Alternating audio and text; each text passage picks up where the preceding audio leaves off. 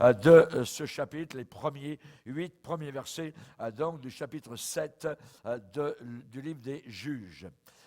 Jérubbaal, qui est Gédéon, et tout le peuple qui était avec lui se levèrent de bon matin et campèrent près de la source de Harod. Le camp de Madian, le camp ennemi, était au nord de Gédéon, vers la colline de Morée, dans la vallée. L'Éternel dit à Gédéon, le peuple que tu as avec toi est trop nombreux pour que je livre Madian entre ses mains. Et il pourrait en tirer gloire contre moi et dire, c'est ma main qui m'a délivré. Publie donc ceci aux oreilles du peuple, que celui qui est craintif et qui a peur s'en retourne et s'éloigne de la montagne de Galaad. 22 000 hommes parmi le peuple s'en retournèrent et il en resta 10 000. L'Éternel dit à Gédéon, le peuple est encore trop nombreux. Fais-les descendre vers l'eau et là, je t'en ferai le triage. Celui dont je te dirai que celui-ci aille avec toi, ira avec toi. Et celui dont je te dirai que celui-ci n'aille pas avec toi, n'ira pas avec toi. Gédéon fit descendre le peuple vers l'eau. Et l'Éternel dit à Gédéon, tous ceux qui lapperont l'eau avec la langue, comme lappe le chien, tu les sépareras de tous ceux qui se mettront à genoux pour boire. Ceux qui lappèrent l'eau en la portant à la bouche avec leurs mains furent au nombre de 300 hommes. Et tout le reste du peuple se mit à genoux pour boire. Et l'Éternel dit à Gédéon, sépare les 300 hommes qui ont lappé, que je vous sauverai et que je livrerai Madian entre tes mains. Que tout le reste du peuple s'en aille, chacun chez soi. On prit les vivres du peuple et ses trompettes. Puis Gédéon renvoya tous les hommes d'Israël, chacun dans sa tente, et il retint, garda les 300 hommes. Le camp de Madian était au-dessous de lui dans la vallée. Seigneur, nous voulons te bénir. Seigneur, tu as des manières qui ne sont pas comme les nôtres, des façons d'agir qui ne sont pas du tout comme les nôtres. Autant les cieux sont élevés au-dessus de la terre, autant tes voies sont élevées au-dessus des nôtres. Nous te prions de nous aider à comprendre, Seigneur, à réaliser tes voies, quel genre de personnes tu utilises comme soldats dans ton armée. Nous te demandons, Seigneur, que cette Église vivante, efficace, puissante, militante de la fin des temps puisse être composée de la trempe de ces 300 hommes. Nous te le demandons dans le nom puissant de Christ Jésus. Amen. Et tout le peuple dit Amen. Gloire à Dieu. On peut s'asseoir, frères et sœurs. Alléluia. Nous allons aller dans un passage très intéressant, avant la prière aujourd'hui, particulièrement par rapport à Gédéon et la façon avec laquelle Dieu l'a dirigé pour trier, choisir parmi tout le monde, évidemment, qui allait être véritablement ces soldats, ces combattants dans cette bataille contre un peuple immense, le peuple de Madian. Et là, voilà que donc Gédéon est à la tête. C'est lui qui est à la tête, chef, choisi de Dieu, le leader, et il a été revêtu du Saint-Esprit, équipé par le Saint-Esprit. Donc, il est à la tête d'une armée qui s'est levée pour combattre Madian. Là, ils sont fatigués, des Madianites, des ennemis qui, année après année, viennent envahir le pays. Lorsque le temps des récoltes est là, ils arrivent avec leurs grands chevaux et ils tuent les moissonneurs, les moissonneuses, les glaneuses, ainsi de suite, et ils s'emparent de la récolte et ils retournent chez eux. Et ça fait déjà plusieurs années que ça dure parce que le peuple de Dieu était en défaut, parce que le peuple de Dieu ne servait pas adéquatement le Seigneur. Alors, Dieu permettait que les Madianites viennent régulièrement donc les harasser.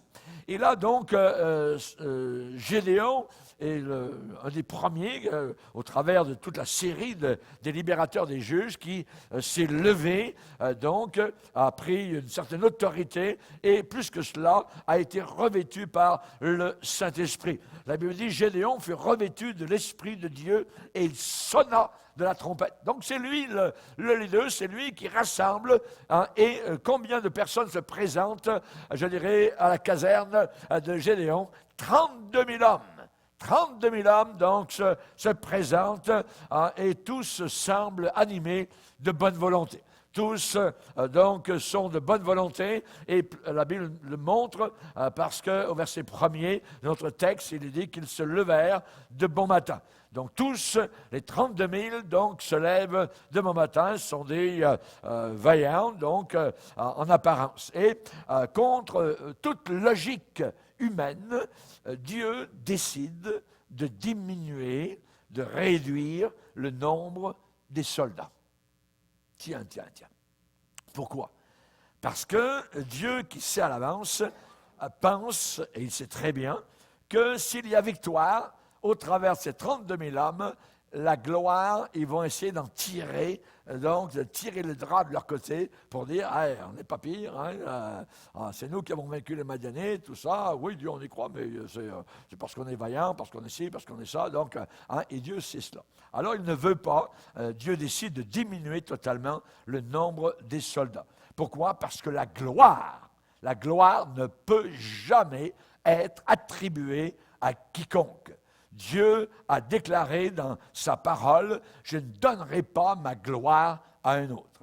Nous pouvons, je dirais, vivre dans la gloire de Dieu, mais nous attribuer nous-mêmes la gloire de Dieu. Tous ceux qui ont voulu le faire, ça a été un échec. On a vu des prédicateurs, donc un grand succès, et à un moment donné, ils ont été orgueilleux, ils ont grandi dans leurs bottes, leurs pantalons étaient trop courts tout d'un coup, et là, ils ont perdu l'onction de Dieu, ils ont été parfois rejetés, disqualifiés, adokimos en grec, donc disqualifiés dans le service de Dieu. Pourquoi? Parce que Dieu dit, je ne donnerai jamais ma gloire à un homme.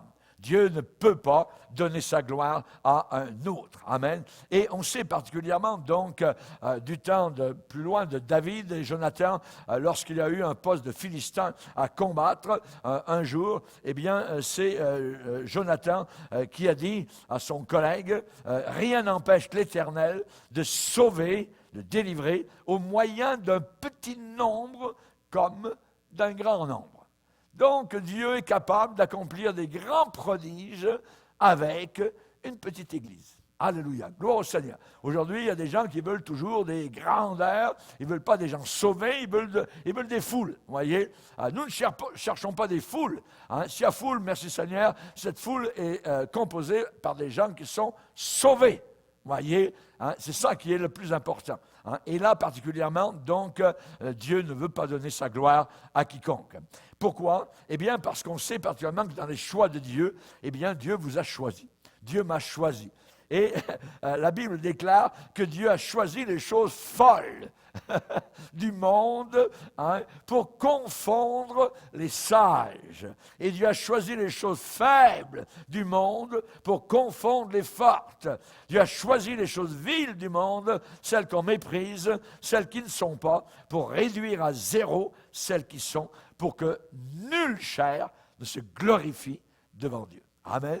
Personne ne peut se glorifier devant le Seigneur. Alors, qu'est-ce qui s'est passé? Eh bien, il y a eu un premier tri. un premier triage. Hein. Vous connaissez les gares de triage, particulièrement les grandes gares, gare de Paris, Montréal, quoi que ce soit, à New York. Hein, il y a des triages parce qu'il y a des wagons qui s'en vont par là, il y en a d'autres, à un moment donné, ils sont tous sur la même voie, mais à un moment donné, il y a un triage, donc ils s'en vont en toutes sortes de directions. Et là, dans la parole de Dieu, donc il va y avoir garde de triage. Il va y avoir donc triage parmi les 32 000 qui se sont présentés, ces conscrits d'une certaine manière qui ont répondu à l'appel de Gédéon. Et pour vous le dire, faire l'histoire courte, après le premier tri, il en est resté 10 000. De 32 000, il en est resté 10 000. Imaginez. Donc, beaucoup sont partis. Pourquoi ces gens-là ont-ils quitté? Hein? Il y a quelque chose d'intéressant. C'est que la parole de Dieu nous dit que ils sont levés tous de bon matin, les 32 000, et campèrent près de la source de Harod.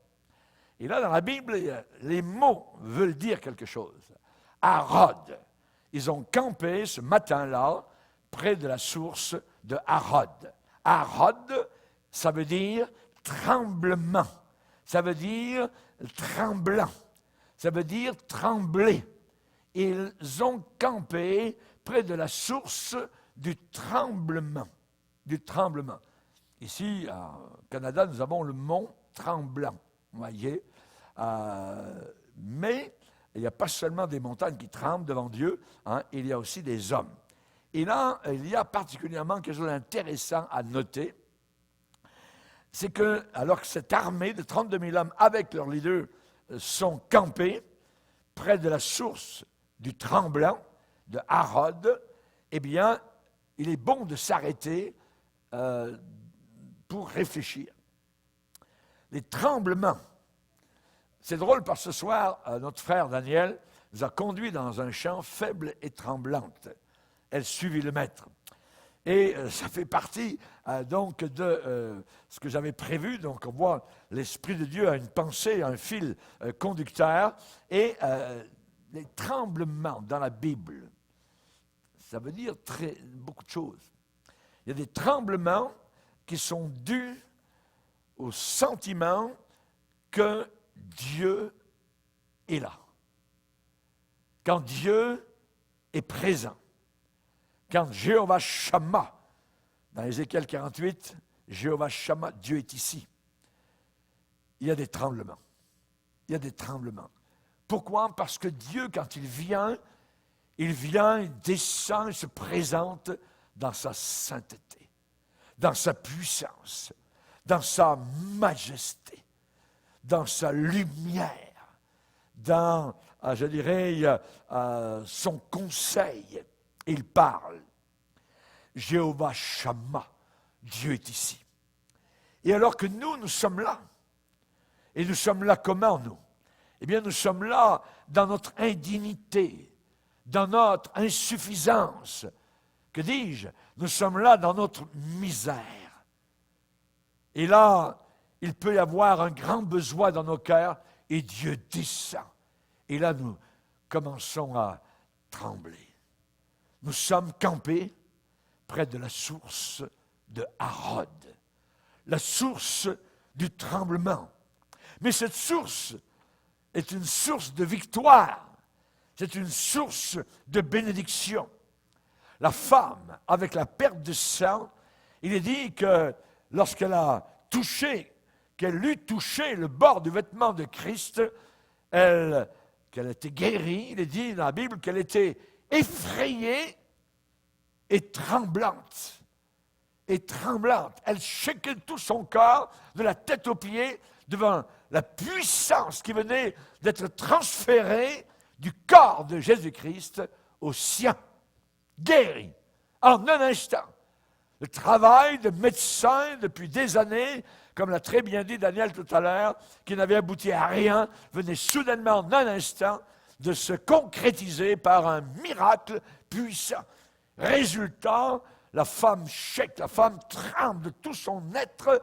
Plus que cela, elle est effrayée parce qu'elle sait que cet homme est Dieu en personne. Il marche sur la mer, il parle au vent, il ressuscite les morts, il entre dans les cimetières. Il est le Dieu Tout-Puissant incarné et elle vient par la foi de toucher le bord de son vêtement. Alléluia. Quand le Seigneur est apparu à Moïse dans le désert, dans le buisson ardent, il a dit du milieu du buisson, sa voix s'est fait entendre, « Je suis le Dieu de tes pères ». Et le résultat, la Bible dit, Moïse, tout tremblant, n'osait pas regarder. Tout tremblant, n'osait pas regarder. Plus tard, nous voyons Moïse devant la montagne du Sinaï. Et la Bible déclare que la montagne du Sinaï s'est mise à trembler lorsque Dieu est descendu. Il y a eu un feu, il y a eu un tremblement de terre, il y a eu des tonnerres au sommet de la montagne. Alléluia, il est dit que la montagne du Sinaï était toute en fumée parce que l'Éternel y était descendu au milieu du feu. Et cette fumée s'élevait comme la fumée d'une fournaise. Et toute la montagne tremblait avec violence. Imaginez une montagne en train de trembler avec violence parce que Dieu était descendu. Et Hébreu, dans le texte d'Exode, chapitre 19, on n'a pas cela, mais dans Hébreu, chapitre 12, on nous dit comment a réagi Moïse devant le spectacle d'une montagne en feu, avec des tonnerres, avec des éclairs, avec la montagne qui saute comme un cabri, je dirais, c'était inimaginable. Et la Bible déclare que Moïse, a une réaction. Et la Bible dit dans Hébreux 12, verset 21, ce spectacle était si terrible que Moïse dit, je suis épouvanté et tout tremblant. Épouvanté et tout tremblant. Imaginez. Imaginez les gens qui parlent aujourd'hui, les petits chrétiens, Jésus, le petit chum, tout ça, puis ils ne connaissent pas Dieu. Ils n'ont pas la crainte du Seigneur. Quand Isaïe a vu le Seigneur dans le temple à Jérusalem, les portes immenses du temple étaient en train aussi d'être secouées sur leurs gonds, et il a entendu des anges, des archanges qui volaient. Saint, Saint, Saint est l'Éternel des armées. La terre est remplie de sa gloire. Voyez. Et Ésaïe déclare, malheur à moi, je suis perdu. Mes yeux ont vu le roi, l'Éternel des armées. Quelle réaction. Quelle réaction. Voyez. Au psaume 119, le psalmiste dit, ma chair frissonne de l'effroi que tu m'inspires et je crains tes jugements. Vous connaissez l'Apocalypse et qui correspond à l'Ancien Testament, au livre de Daniel. Daniel a eu des révélations comme Jean dans l'Apocalypse. Réaction de Daniel devant tout ce qu'il est en train de voir et d'entendre. Il dit, moi Daniel, j'ai l'esprit troublé au-dedans de moi et les visions de ma tête m'effrayèrent. Les visions de ma tête m'effrayèrent. Avez-vous déjà été effrayé par la puissance de Dieu? Daniel l'a été.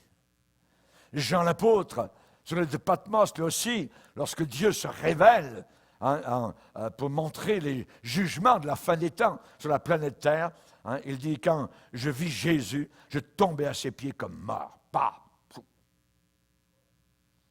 L'apôtre Paul, sur le chemin de Damas, pas très loin de la capitale syrienne, donc est enragé, lui il va servir Dieu, puis il va faire mettre en prison les chrétiens, ainsi de suite, et soudain, une lumière immense qu'il n'a jamais vue, lui apparaît, comme 1000 soleils, est ébloui, est aveuglé, une voix lui parle, elle lui pose des questions, pourquoi, me persécutes-tu, et qui es-tu? Je suis Jésus que tu persécutes. Oh, my. Et la Bible dit dans Actes 9, 6, Saul tremblant. Il était la source de Harod, tremblant, saisi d'effroi. Il dit, Seigneur, que veux-tu que je fasse? Seigneur, que veux-tu que je fasse? Alléluia. Lorsque l'apôtre Paul a prêché à la ville de Corinthe, il a planté le drapeau de l'Évangile dans cette ville totalement corrompue, eh bien, il a déclaré plus tard, en écrivant à ses convertis, en disant « C'est avec crainte et tremblement que je suis venu vous prêcher l'Évangile. » Quand j'ai prêché, je n'ai pas voulu avoir des ficelles psychologiques, comment bien parler, tata. Non, j'ai prêché avec l'onction de Dieu, avec crainte et tremblement, et je vous ai présenté la croix du calvaire. Alléluia. Saul, l'apôtre Paul, donc, campait à la source de Harod. L'apôtre Pierre, rappelez-vous, avec Jésus dans la barque, alors qu'il avait travaillé avec ses collègues toute la nuit, sans rien prendre, aucun poisson, rentré bredouille le matin, voyez, aux premières lueurs de l'aube, et voilà que soudain, qu'est-ce qui se passe? Jésus arrive, monte dans la barque et dit « Hey, retournez un peu en pleine eau là-bas. » Mais non, Seigneur, toute la nuit on travaillait, on est des pêcheurs, on connaît le travail. Non, non, allez en pleine eau. Oh, sur ta parole, nous jetterons le filet. Ils font cela et tchouk, c'est immense, des poissons partout. Et réaction de l'apôtre Pierre, l'épouvante l'avait saisi, lui et tous ceux qui étaient avec lui. Mais qui est-il? L'épouvante l'avait saisi, lui et tous ceux qui étaient avec lui, en voyant le miracle. Un miracle de Dieu va faire monter de votre cœur des pleurs, des larmes. Vous allez être touchés, vous allez être bouleversés. Vous allez peut-être trembler, shaker devant la puissance de Dieu qui se déploie sur votre vie. Alléluia. Dans Esdras, on dit ceux que faisaient trembler les paroles de l'Éternel. Ceux que faisaient trembler les paroles de l'Éternel. C'est merveilleux d'être assis quelque part, d'être sous l'onction de Dieu. Et là, au travers de la prédication de l'Évangile, il y a un shake dans le cœur. On sait que Dieu est en train de nous parler. Et on est comme au bord de la chaise, parce que là, Dieu est en train de nous parler personnellement, comme s'il n'y avait plus personne autour de nous. Et on le sait, voyez. C'est formidable. Mais il y a une crainte. Ça s'adresse à nous. Vous vous rappelez Jacob à Béthel, lorsque la nuit, quand il avait dormi avec une pierre sous la tête, et là, il a vu la vision, tout ça, là, de l'échelle qui montait, des anges qui montaient, descendaient, et en haut, il a vu le trône de Dieu, et Dieu en haut lui parle, lui dit « Hey Jacob, je serai avec toi partout où tu iras. Je ne t'abandonnerai pas. » Quelle était la réaction de Jacob? Jacob a dit que ce lieu est redoutable. C'est ici la porte des cieux. Alléluia. J'aimerais que, quand les gens arrivent le dimanche matin, qu'ils repartent en disant « My, quelle merveilleuse réunion! C'est ici la porte des cieux. C'est ici la porte du salut. Je viens de découvrir. Alléluia. Mais il faut pour cela que Dieu vienne se manifeste. Il faut pour cela que nous soyons à la bonne place, à la source de Harod. Alléluia. Amen. Donc il est salutaire de camper proche de la source de Harod. S'il y a des tremblements qui sont dus parce que on sait que Dieu est ici, il y a d'autres tremblements qui sont dus pour d'autres raisons. Des tremblements qui peuvent être dus, causés à cause de l'incrédulité. De l'incrédulité. Et cela va disqualifier ces gens-là, Adokimos. Et là, on voit, donc, dans ce premier tri, des 32 000, il va en rester 10 000, c'est beaucoup, qui partent. Et quel a été, je dirais, le moyen que Dieu a utilisé, que celui qui est craintif et qui a peur s'en retourne. Que celui qui est craintif et qui a peur s'en retourne. C'est une guerre. Juste en bas, il y a plus de 100 000 Madianites. Et eux, ils étaient 32 000. Déjà là, ce n'est pas beaucoup. Et Dieu va réduire cela. Il va dire, parce qu'il sait, Dieu, les sentiments qui sont dans le cœur de ces gens-là, que celui qui a peur retourne chez lui, qui retourne à la maison. Il n'est pas apte à combattre. 21 000 s'en retournent, partent. 70% de tout le contingent est en train de disparaître. J'imagine que Gédéon, le Seigneur ne va pas plus loin, c'est 32 000, hein, ça vient de diminuer pas mal, voyez.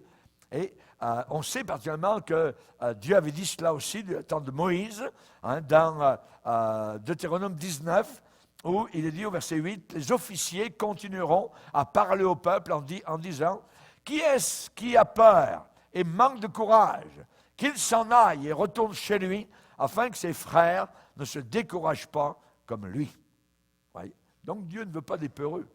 Hein? Le titre, c'est « Dieu choisit son armée ». Des soldats peureux, ça ne sert pas à grand-chose. Voyez? Il faut évidemment avoir du courage et avoir du cran dans la bataille.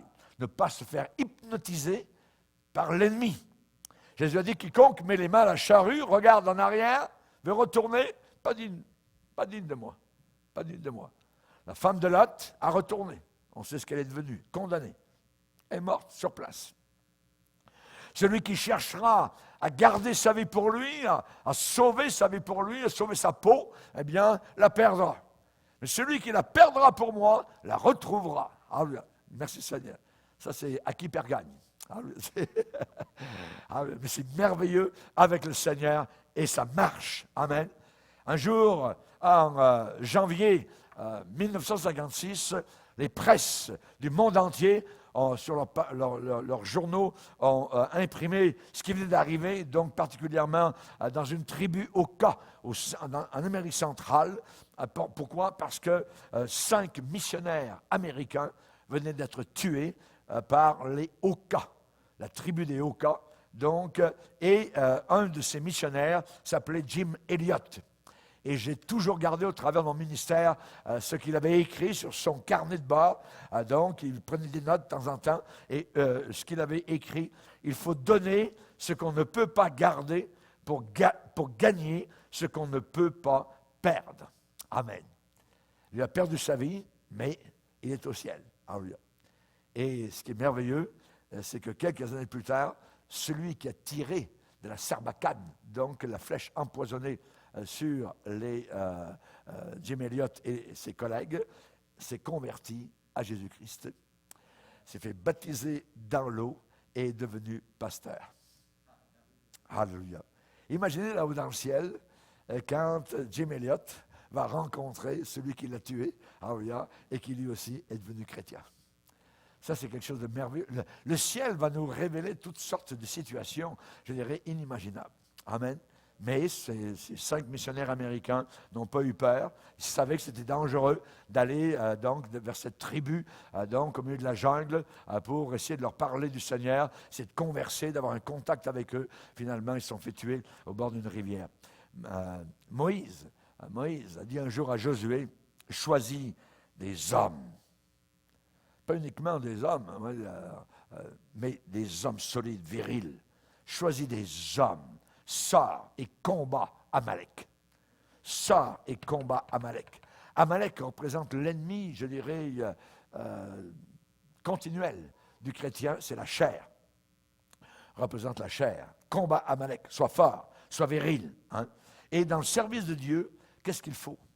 Il nous faut du courage et de la foi. Le courage viendra par la foi. Plus vous croirez en Dieu, plus vous serez proche du Seigneur, voyez, eh bien, plus vous serez courageux. Jésus, un jour, a montré cela rapidement en un seul verset. Il a dit, « Pourquoi avez-vous peur, gens de peu de foi? » Le peu de foi va amener la peur et la crainte. La foi vivante va amener le courage. Va expulser la peur. Vous allez aller de l'avant parce que vous avez la foi dans le Seigneur. Et la foi vient de ce qu'on entend vient de la parole de Dieu. Amen. Et particulièrement, le but de notre école biblique, c'est que tous ces gens-là, ces hommes et ces femmes, ces jeunes filles, ces jeunes gens, eh bien, deviennent des gens virils, qu'ils combattent l'ennemi, qu'ils deviennent donc ce que Dieu voudra qu'ils deviennent pour que la parole de Dieu continue à aller de l'avant. Donc, la peur va exclure la foi, et la foi va exclure la peur. C'est l'un ou l'autre. Voyez, est-ce qu'on a peur des moqueries? Est-ce qu'on a peur de se faire moquer? Est-ce qu'on a peur de se faire ridiculiser? Est-ce qu'on a peur des souffrances? Voyez, le soldat qui part à la bataille, il sait qu'il va recevoir des coups, hein, mais il n'a pas peur des coups qui possiblement il recevra. Voyez, le laboureur ne recule pas lorsqu'il arrive le matin de bonne heure devant un immense champ à labourer. Il sait qu'il faut qu'il travaille, mais s'il travaille, il y aura une récolte. Amen. Alléluia. Et évidemment, on n'a pas besoin d'avoir peur ni des moqueries, ni de la souffrance, ni des renoncements. L'athlète, eh bien, n'est pas effrayé par la discipline à suivre. Alléluia. Il n'irait pas manger des crèmes glacées tous les jours, voyez, parce qu'il sait qu'il va prendre du poids. Il va s'abstenir. Il aurait envie, mais non, il veut gagner la course, voyez. Donc, il n'a pas peur des abstinences. Hein, et c'est la même chose pour nous qui sommes chrétiens. Paul va dire à Timothée, souffre avec moi. Souffre avec moi, comme un bon soldat de Jésus-Christ. Donc, le premier tri, donc, voilà, qui a donc beaucoup de personnes, des milliers, donc, qui s'en vont. Il reste 10 000, 22 000 qui s'en vont. Mais pas fini. Deuxième tri. Deuxième tri. Des 10 000, il va en rester 300. Ouais, ça n'a aucun sens, voyez.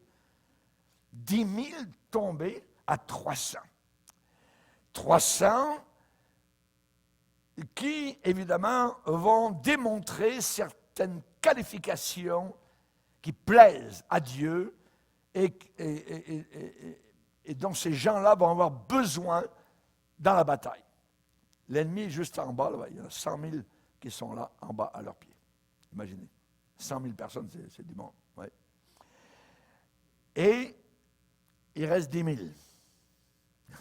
Sur 100 000, 10 000, ouais, grosso modo, le ratio n'est pas beau. Hein. Et ces 10 000 qui restent là, donc on peut savoir une chose, c'est qu'ils n'ont pas peur, puisqu'ils sont restés. Ceux qui avaient peur, ceux qui avaient la crainte, sont déjà partis chez eux, se rouler donc dans leur lit, tout ça, hein, tandis que eux, les 10 000, sont restés. Mais pourtant, ils ne sont pas qualifiés, puisque des 10 000, il va en rester 300. Alors, qu'est-ce que Dieu demande? Qu'est-ce que Dieu demande? Dieu va indiquer donc à Gédéon le deuxième critère pour savoir qui est véritablement propre à la bataille et au combat. Et donc, Dieu va dire, amène tous ces gens-là, les 10 000, à l'eau. Amène-les à la rivière. Et ils ont soif. Ils sont levés de bonne heure. Voyez? Là-bas, en Israël, au Moyen-Orient, le soleil tape de bonne heure. Je me rappelle quand on se levait à 6h30 le matin, le soleil brûlait terriblement lorsqu'on était dans les îles, donc à Wainé particulièrement. Donc ça chauffe de bonne heure. Donc ils ont soif. Ils ont besoin. Et là, Dieu dit de les amener au pied de l'eau. Il est dit, ceux qui lapèrent l'eau en la portant à la bouche, avec leurs mains, furent au nombre de 300. Et tout le reste du peuple se mit à genoux pour boire. Vas-y, mon coco, voyez, les 2 pieds, puis là, la tête dans l'eau, ils avaient tellement soif, puis on boit, tout ça. Et c'est cela, cette attitude, qui ne convenait pas pour la bataille. Et les autres sont restés debout et se sont baissés pour prendre de l'eau dans leurs mains et la laper, comme les chiens lapent l'eau. Ces gens-là ont été qualifiés. On va s'arrêter. Dieu voulait connaître le véritable caractère de chacun. C'était un test. C'était une épreuve, c'était un examen. ceux qui lapèrent l'eau en restant debout. En restant debout. C'est une attitude de combat, attitude de vigilance vis-à-vis de l'ennemi. Il aurait pu y avoir autour d'eux des ennemis qui étaient là. Et ceux qui avaient la tête dans l'eau et qui buvaient, je dirais, à grande gorgée, n'étaient plus en état de vigilance. Ceux qui restaient debout étaient 300. Ces gens-là, les 300, ont su jouir de l'eau, c'est-à-dire le bien-être, se rafraîchir, donc un certain confort, une bénédiction de Dieu, mais sans perdre leur qualité de soldats et de sentinelles. J'aimerais vous rappeler, frères et sœurs, que vous êtes chrétiens 24 heures par jour, 7 jours sur 7, 365 jours par année. Où que vous soyez, vous êtes chrétien. Gardez votre vêtement de chrétien partout. Soyez vigilants. Vigilants. L'ennemi, lorsque la parole de Dieu est annoncée, la Bible dit, Jésus l'a dit, il vient aussitôt.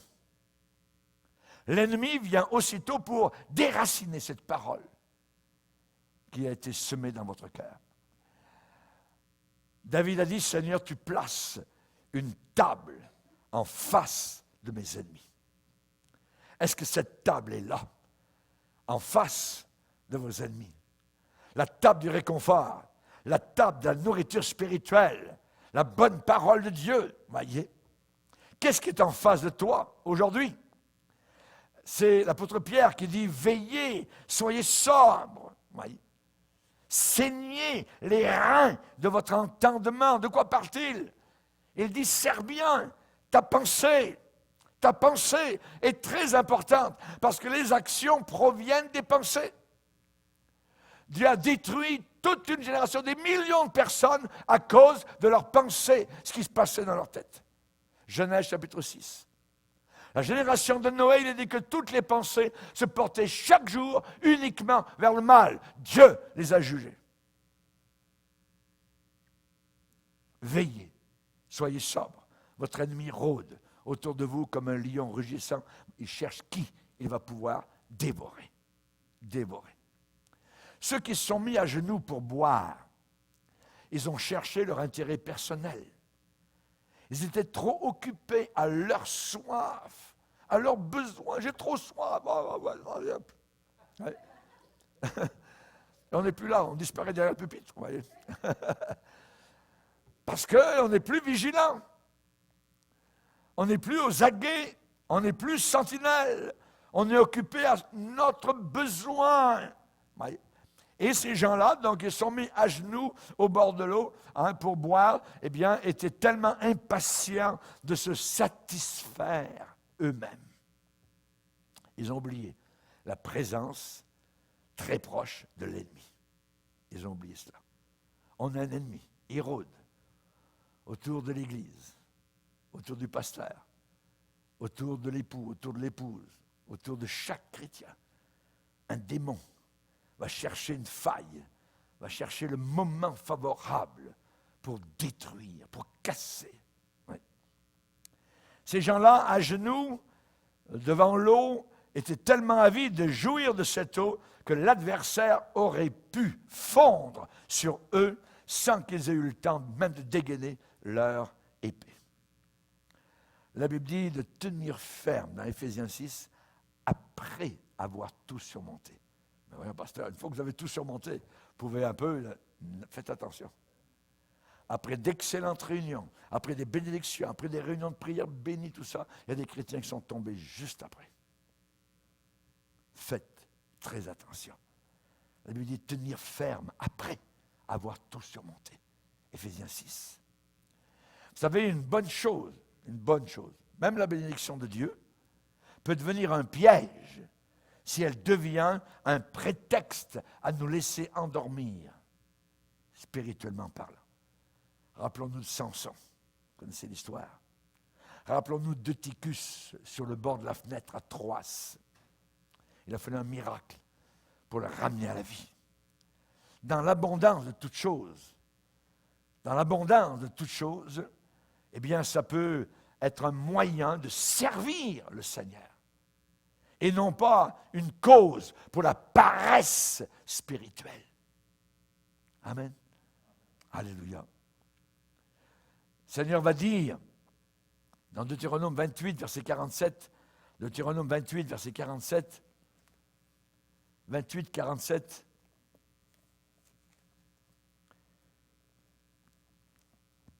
Deutéronome 28, verset 47, Dieu dit, pour n'avoir pas, au milieu de l'abondance de toutes choses, servi l'Éternel ton Dieu avec joie et de bon cœur, tu serviras au milieu de la faim, de la soif, de la nudité, de la disette, de toutes choses. Tes ennemis, tu vas servir tes ennemis, que l'Éternel enverra contre toi. Donc, on voit, pourquoi ça? Pour n'avoir pas, au milieu de l'abondance de toutes choses, servi l'Éternel ton Dieu avec joie et de bon cœur. Servons l'Éternel avec joie et de bon cœur. On peut le servir en reculant, en murmurant, on peut le servir de toutes sortes de façons. Non! Servons-le de bon cœur, avec une bonne volonté, avec joie. Alléluia. Il a tellement fait pour nous. Amen. N'oubliez jamais la croix. Alléluia. Merci Seigneur. Une bonne chose peut devenir mauvaise. Voyez, selon, je dirais, l'usage que l'on fait de cette chose. Même une bonne chose, même la grâce de Dieu. Même la grâce de Dieu. La Bible dit, quoi? Pécherions-nous parce que nous sommes sous la grâce? Loin de là, va dire Paul. Un peu plus loin, dans Galates 5, il va dire, notre liberté n'est pas un prétexte pour vivre selon la chair. On est libre, mais attention, pas un prétexte pour vivre selon la chair. Dans Jude, on nous parle de certaines personnes qui changent la grâce de Dieu en pourriture, en saleté, en dissolution. Puisqu'on est sous la grâce. Voilà, attention. Donc, il en reste 300. 300 finalement. Parce que Dieu a fait un tri. Ceux qui avaient peur et la crainte sont déjà partis. Et puis ceux qui voulaient satisfaire uniquement leurs propres besoins en n'étant plus du tout vigilants, eh bien aussi ont été disqualifiés. Il en est resté 300. Pourquoi? Parce que la bataille allait demander une maîtrise de soi-même puissante. Chaque soldat, il y en avait 300, allait entourer en pleine nuit l'immense camp des Philistins. Ils allaient être, ces 300, très loin les uns des autres. Et lorsqu'ils allaient casser la cruche qui contenait un flambeau allumé en pleine nuit, il fallait qu'ils restent là, à quelques mètres des ennemis. Imaginez la maîtrise. C'est pour ça que Dieu a demandé qu'il y ait ce triage, double triage. Et à la fin des temps, nous avons besoin aussi, premièrement, de ne pas avoir peur. Il faut bannir la peur. Il faut faire rentrer la foi, je dirais, en abondance dans notre cœur. Et, deuxièmement, il faut savoir maîtriser soi-même. Maîtriser sa bouche, maîtriser sa langue, maîtriser sa sexualité, maîtriser ses pas, maîtriser nos oreilles, maîtriser nos yeux. Il faut apprendre cela. Si nous voulons faire partie des victorieux de la fin des temps, avec une cruche brisée et un flambeau allumé en pleine nuit face aux ennemis de l'enfer. Amen. Et c'est ainsi que nous aurons la victoire. Est-ce que Dieu est trop exigeant? Est-ce que Dieu en demande trop? De 32 000, il a fait diminuer ça à 300. À 300. Voyez? Parce que le combat qui allait suivre demandait une très grande maîtrise de soi-même. Une très grande maîtrise de soi-même. Les peureux, les craintifs, voyez, donc ceux qui s'écoutaient eux-mêmes toujours, je me moi, et ainsi de suite, ne pouvaient pas faire partie de cette bataille-là. Plus tard, ces soldats, les 300, même devront, même s'ils étaient fatigués, poursuivre encore l'ennemi. Pour qu'ils ne disent pas, « Oh non, moi je suis trop fatigué, je vais dormir. » Non, non, non. C'était des gens solides qui avaient évidemment une efficacité, une maîtrise de même puissante, un courage, bien que fatigués, poursuivant toujours. Même quand on va leur refuser même le pain qui leur était tellement nécessaire, voyez, eh bien, ces gens-là ont continué la bataille. Ils ont continué. Ils n'étaient pas comme ceux qui ont oublié leur appel, leur vocation de combattant, donc à la seule vue de l'eau. Ah, c'est merveilleux. Ouais. Jésus était un homme de douleur, habitué à souffrir. Notez le mot habitué, l'habitude de souffrir. Habitude d'être moqué, habitude d'être ridiculisé, habitude d'être dans la solitude, habitué à souffrir, habitué à souffrir. Le soldat chrétien doit être habitué à la souffrance. Ceux qui aspirent dans l'Église à une charge, à une vocation, voyez, la Bible dit qu'il faut avoir des ouvriers éprouvés. Dans le mot éprouvé, il y a le mot preuve, il y a le mot aussi épreuve. Des gens qui ont fait des preuves, qui ont été éprouvés, qui ont souffert. Et Paul va dire qu'on les éprouve d'abord, premièrement. On ne les met pas en place tout de suite comme cela. Non, on les éprouve. Ça peut durer 1 an, 2 ans, 3 ans. Ça peut durer un certain nombre de temps pour voir les actions, les réactions, comment ils réagissent à la souffrance, au mépris, aux difficultés, même à l'injustice. Voyez. Paul va dire dans l'Épître aux Romains, saluez Apelles, qui est un homme éprouvé en Christ. Un homme éprouvé en Christ. Il a fait ses preuves dans le Seigneur. Alléluia. Gloire à Dieu. Servir le Seigneur, il faut le faire lorsque tout va bien, dans les jours d'abondance, lorsqu'il y a de l'humiliation, de la solitude, des moments où on est rassasié et d'autres moments où on a faim. Mais on le sert quand même, en toute occasion. En toute occasion. Et ces 300 hommes de Gédéon étaient propres à servir Dieu. Ils étaient morts à eux-mêmes, morts à leurs désirs, morts à leurs appétits personnels. Alléluia. Paul a dit, je sais vivre dans l'humiliation. Je puis tout par celui qui me fortifie.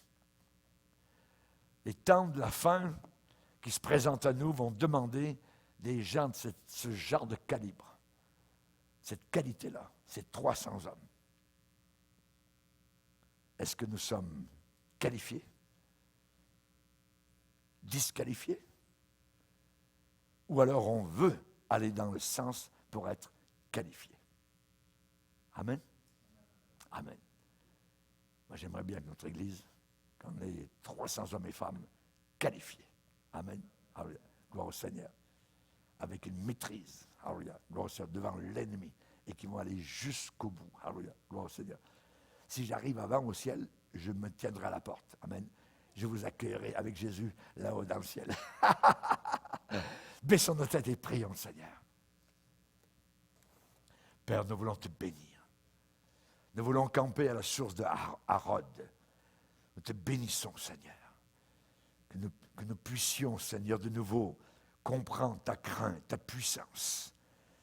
Que ce lieu est redoutable. C'est ici la porte des cieux. Seigneur, nous te bénissons. Et nous voulons à notre tour être redoutables à l'ennemi. Nous voulons être vainqueurs. Nous voulons être comme ces 300 hommes de Gédéon, Seigneur. Seigneur, merci pour le symbole qu'ils portaient sur eux, avec eux. Cette cruche cassée, brisée, et qui soudain, en pleine nuit, faisait paraître un flambeau allumé. L'ennemi a pensé qu'ils étaient encerclés par une armée si immense, qui était peut-être le double, le triple, le quadruple de eux-mêmes. Simplement 300 hommes étaient là. Nous te bénissons, Seigneur, car tu prends les sages dans leur ruse. Tu auras toujours le dernier mot, Seigneur. Nous désirons faire partie de ces 300 hommes. Aide-nous à maîtriser nos appétits personnels. Aide-nous, Seigneur Jésus, à apprendre à souffrir, à être habitués, comme tu l'étais, à souffrir. Aide-nous à ne pas craindre, Seigneur, les moqueries des Sambala, des Tobija, comme Néhémie a dû faire face à ces moqueurs. Ils ont construit la muraille, ils ont fait le travail. Aide-nous à faire le travail de la fin des temps, Seigneur. Nous te le demandons dans le nom puissant, merveilleux et glorieux de celui que nous aimons et que bientôt nous verrons, Jésus, notre Sauveur. Amen. Et tout le peuple dit Amen, Amen. Gloire à Dieu. Que Dieu soit béni.